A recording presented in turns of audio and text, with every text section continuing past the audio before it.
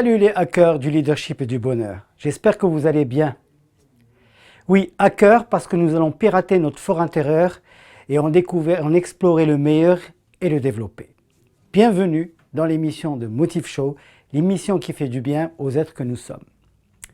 L'épisode d'aujourd'hui, c'est télétravail et procrastination. Oprah Winfrey a dit « Quand vous sous-évaluez ce que vous faites, le monde sous-estimera qui vous êtes. » Le télétravail est en train de prendre une ampleur sans précédent. Les avantages sont nombreux au télétravail. Les inconvénients ne sont pas en reste. L'une des limites, justement, les plus répétées du télétravail dans ce monde, c'est la procrastination. La procrastination, du latin pro en avant, crastinus, lendemain, c'est cette fâcheuse manie que nous avons presque tous à avoir cette tendance à reporter ce qui est important pour nous, ce qui va vraiment nourrir nos objectifs et réaliser nos rêves, à plus tard ou à demain. Justement, la procrastination est déjà présente en temps normal et dans des conditions classiques de travail.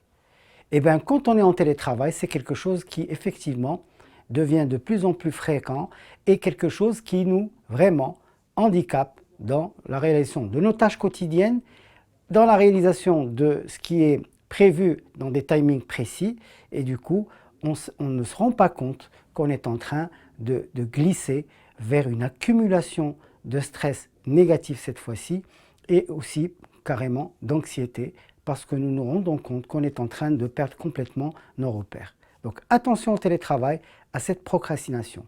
Reporter au lendemain, sans raison valable, c'est très handicapant. Attention, pourquoi on procrastine? La question, c'est pourquoi nous avons cette fâcheuse tendance.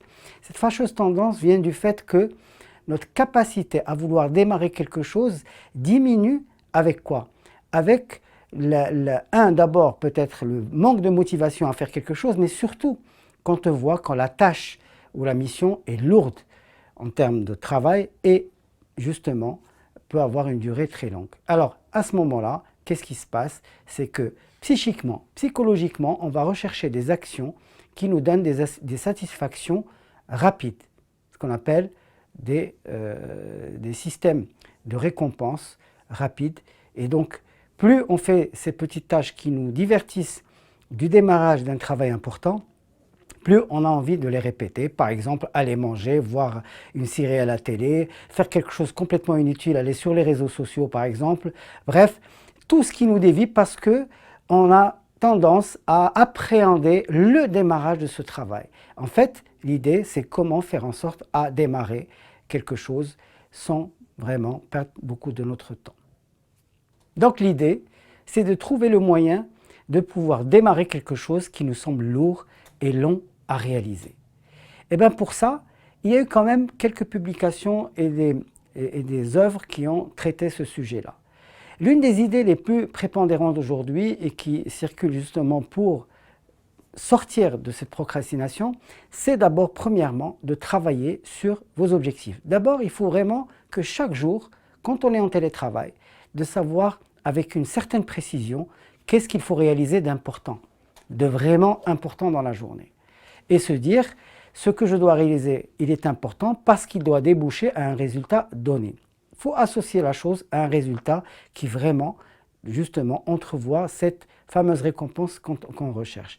Mais si vous vous rendez compte que ce que vous devez réaliser est lourd psychiquement, eh bien, il faut passer à la deuxième étape, qui est celle de le découper en séquences qui ne durent pas très longtemps, 10 à 15 minutes par exemple, et s'y tenir et dire tout simplement « je dois démarrer ». Et donc, quand vous démarrerez cette partie-là, à ce moment-là, vous allez peut-être avoir envie de continuer. Et là, on passe à la phase concentration qu'on va traiter plus tard. La deuxième chose, c'est effectivement, comme vous avez déjà travaillé sur le fait de démarrer des petites séquences d'un grand objectif, eh bien, vous avez démarré, mais pour vous aider encore plus, c'est que vous devez prévoir justement une récompense pour la petite séquence de 10 minutes que vous allez faire, voire une pause. Il est très important de planifier des petites pauses de courte durée, de 5 minutes maximum, soit pour vous décanter, soit pour faire quelque chose qui est gratifiant, qui vous fait plaisir.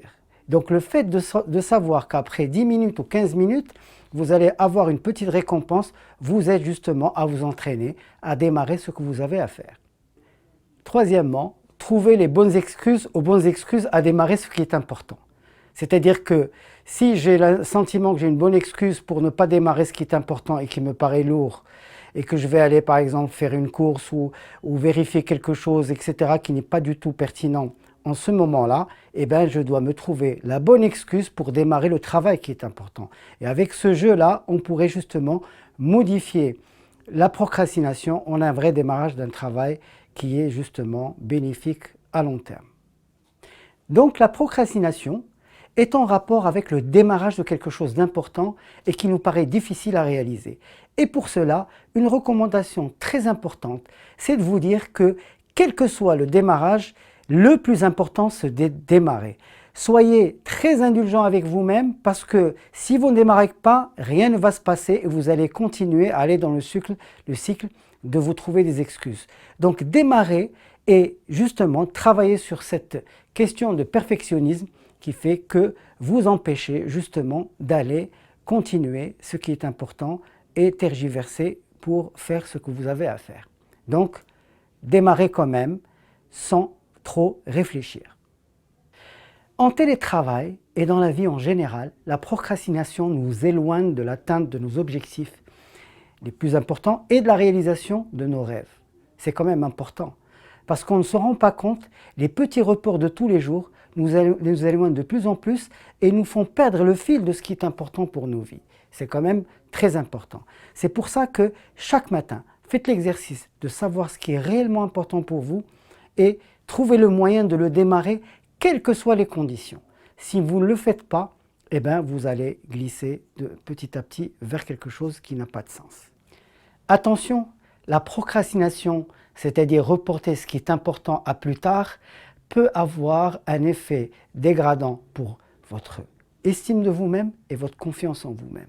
Donc c'est très important de pouvoir justement traiter et s'entraîner à démarrer ce qui vous paraît lourd en le découpant en petits morceaux, petites séquences, maîtrisées dans le temps, et vous trouvez des moyens de récompenser cela, faire des pauses, et comme aurait dit Confucius, celui qui déplace la montagne, c'est celui qui commence à enlever les petites pierres. Et pour finir, je vous donne encore rendez-vous sur The Motive Show et suivez-nous sur expresstv.ma pour en savoir plus sur tous ces éléments du développement personnel. Et si vous avez des commentaires ou des demandes particulières par rapport à des sujets qui vous intéressent, n'hésitez pas et je vous dis à très bientôt.